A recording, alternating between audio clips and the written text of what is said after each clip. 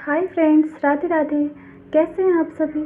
उम्मीद करती हूँ सभी बहुत अच्छे होंगे, कुशल मंगल होंगे हमेशा की तरह। मैं भी बहुत अच्छी हूँ और आप सभी के स्वस्थ और खुश रहने की कामना करती हूँ। तो देखिए, जन्माष्टमी लगभग आ चुकी है, 2 दिन बचा है और बहुत सारे काम हैं, इसलिए वीडियो थोड़ा पेंडिंग चल रहा है मेरा। बहुत सारे वीडियो हैं लेकिन वो पेंडिंग चल रहा है क्योंकि मुझे इनकी तैयारी करनी है, इनके बर्थडे की तैयारी करनी है।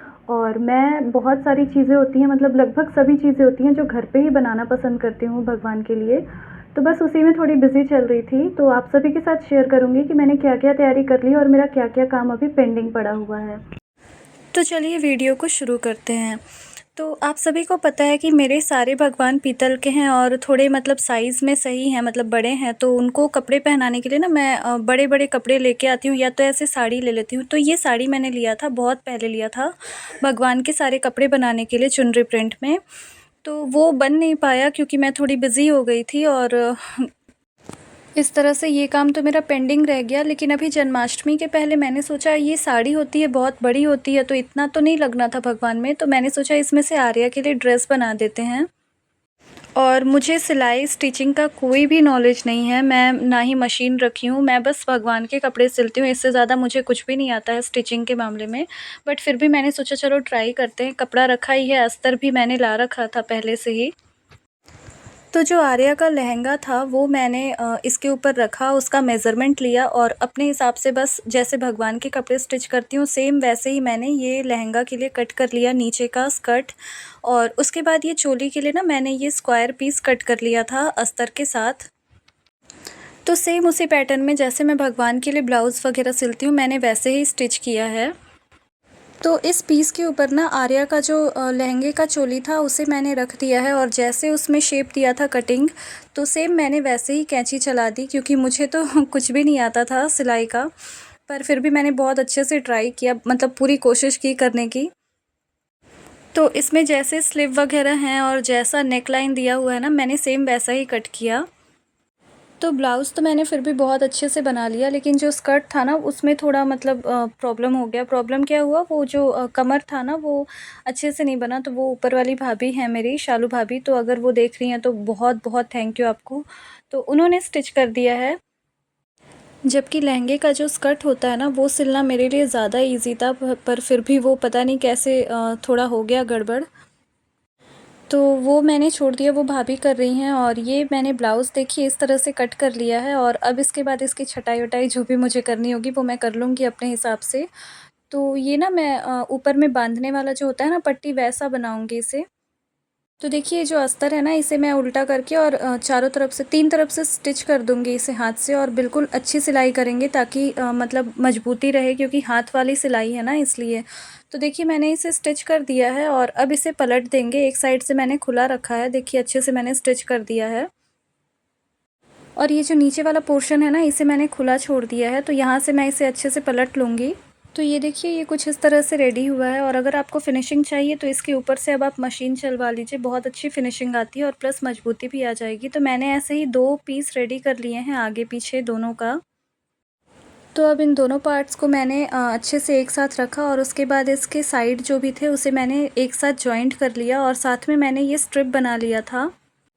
तो ये स्ट्रिप को ना अब मैं ऊपर में शोल्डर पास इसे जॉइंट कर लूँगी अच्छे से हाथ से ही, और थोड़े मजबूती के साथ जॉइंट करूँगी। तो इस तरह से ये ऊपर का पोर्शन तो रेडी हो गया है। और उसके बाद फिर टाइम बहुत कम बचा है, तो लड्डू गोपाल का भी ड्रेस मुझे बनाना था। तो मैं ना ऐसे-ऐसे बेस बना के रखी रहती हूँ जब मुझे टाइम मिल जाता है तभी।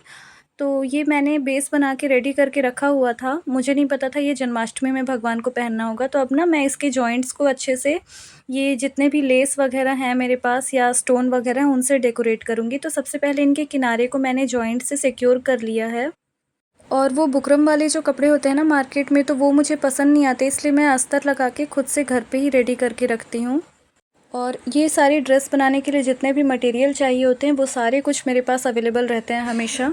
और ये पिंक कलर के साथ ना ये जो सिल्वर कलर होता है बहुत अच्छे से जाता है, कॉम्बिनेशन बहुत अच्छा बैठता है इसका। तो मैंने साइड सिक्योर करने के बाद ना हर थोड़े-थोड़े दूर पे ऐसे ये रिबन लगा लिया है, अच्छे से लगा लिया है इसे।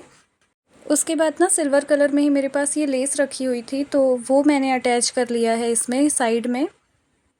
तो देखिए ये कुछ ऐसा रेडी हुआ है अभी, और इसके बाद मेरे पास जितने भी स्टोन वगैरह हैं, तो काफ़ी सारे स्टोन हैं, तो उसमें से मैंने ये पैटर्न निकाला और मेरे को मतलब समझ नहीं आ रहा था क्या बनाना है, तो मैंने बनाया है, वो आपको लास्ट में दिखाऊँगी। तो ड्रेस बनाने के बाद काम आता है मुकुट का, और मुकुट बनाना मेरे को सबसे टफ़ काम लगता है। तो वो उसको बनाने के लिए ना मैंने ये बेस रेडी कर लिया है, और साथ में ये पेस्टिंग पेपर पे कपड़े को स्टिक कर लिया है प्रेस से, और साथ में कुछ मतलब जो कुछ भी चाहिए मुझे उसके लिए वो सब मैंने निकाल के रख लिया है। ये सारे स्टोन वगैरह के कलेक्शन है, मैं बहुत सारे रखती हूँ ऐसे, क्योंकि कभी अचानक से मन हो जाता है ना बनाने का, फिर कहाँ मार्केट भागेंगे, यहाँ पे मार्केट वैसे भी थोड़ा दूर है। तो जो कपड़ा मैंने पेस्टिंग पेपर पे स्टिक किया था ना, उसको मैंने ऐसे कलंगी जैसा बना दिया है, और जो पगड़ी होती है उसे आप जितना ज़्यादा मतलब हैवी रखेंगे उतना ही सुंदर लुक आता है उसका, और ये जो कलंगी होती है ना उसकी शोभा बढ़ा देती है। तो देखिए मैंने ये 2 तरह से बना लिया है, 2 साइज़ में बनाया है, और कुछ इस तरह से मेरी पगड़ी रेडी हुई है, और ये बहुत सुंदर पगड़ी रेडी हुई है, मतलब आप मार्केट में लेने जाएँगे ना तो काफ़ी महँगा मिलता है ये। उसके बाद बारी आ रही है दूसरे कपड़े की, तो ये येलो पोशाक है जो कि जन्माष्टमी में जन्म के बाद पहनाया जाता है भगवान को। और ये जो जन्म के बाद पोशाक आप पहनाएँगे वो ना बहुत लाइट वेट सा रहता है, मतलब उसमें मुझे ज़्यादा तामझाम नहीं करना था, तो वो मैंने बिल्कुल प्लेन रखा है, जो कि आपको अभी आगे वीडियो में पता चलेगा मैंने कैसे बनाया है। तो चलिए अब आपको एक-एक करके सारी चीज़ें दिखाती हूँ कि मैंने आखिर क्या बनाया है और कैसे बनाया है। अगर आपको पसंद आए तो प्लीज़ एक लाइक ज़रूर करिएगा और कमेंट सेक्शन में बताइएगा।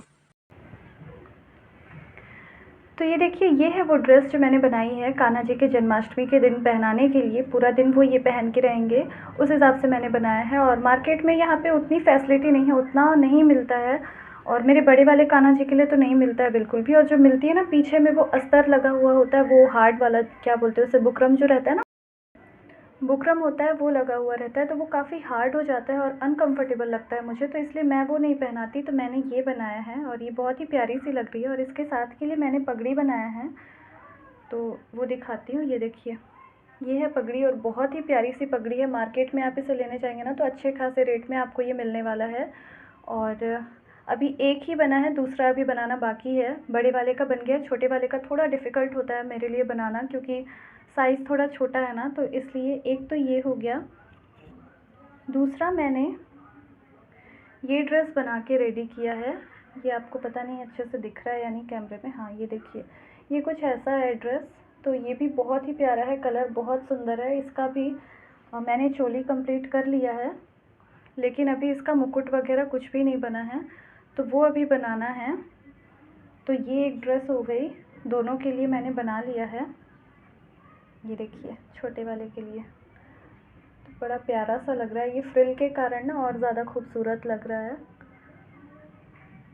इसके अलावा ना जन्माष्टमी जब जन्म हो जाता है भगवान का, तो बोलते हैं पीले रंग का वस्त्र पहनाना चाहिए, तो उसकी मेरे पास कोई तैयारी नहीं थी, पर भगवान को पहनना था तो उन्होंने बनवा लिया। और ये मैं बहुत ही सिंपल सा रखी हूँ, क्योंकि जन्म के बाद ज़्यादा हैवी पोशाक नहीं पहनाई जाती है भगवान को, तो ये मैंने बनाया है, और ये भी बहुत ही प्यारी लग रही है ये पोशाक। तो ये कुछ ऐसा है, दोनों कान्हा जी के लिए मैंने ये बना लिया, और साथ में इसकी पगड़ी भी बना ली है सिंपल वाली। उस मतलब उस पगड़ी में मैंने कुछ ज़्यादा वो नहीं किया, तामझाम नहीं रखा। तो ये 3 पोशाकें रेडी कर लिया है मैंने कान्हा जी के लिए, और बाकी सारे भगवान की भी ड्रेस अभी आधे में रखी हुई है, मतलब लगभग कंप्लीट है। चोली अभी किसी का भी नहीं बना है, तो वो बनाना है मुझे। देखती हूँ अगर हो पाएगा तो ठीक है, नहीं होगा तो मैं तीज तक कर लूँगी कंप्लीट, क्योंकि अभी तीज भी आने वाला है 6 को, तो बहुत सारा काम हो जा रहा है अभी इसलिए मेरा। इसके अलावा मैंने बताया था मैं आर्या के लिए लहंगा बना रही हूँ, तो वो लहंगा नीचे वाला तो कुछ उसमें थोड़ा दिक्कत हो गया, वो उतना अच्छे से नहीं बना है, पर वो बन जा रहा है, भाभी बना देंगी ऊपर में भाभी जो रहती है मेरे, तो वो बना देंगी। लेकिन हाँ, चोली मैंने कंप्लीट कर लिया, तो वो आपको दिखाती हूँ। ये है वो चोली, ये देखिए, ये मैंने बांधने वाला रखा है।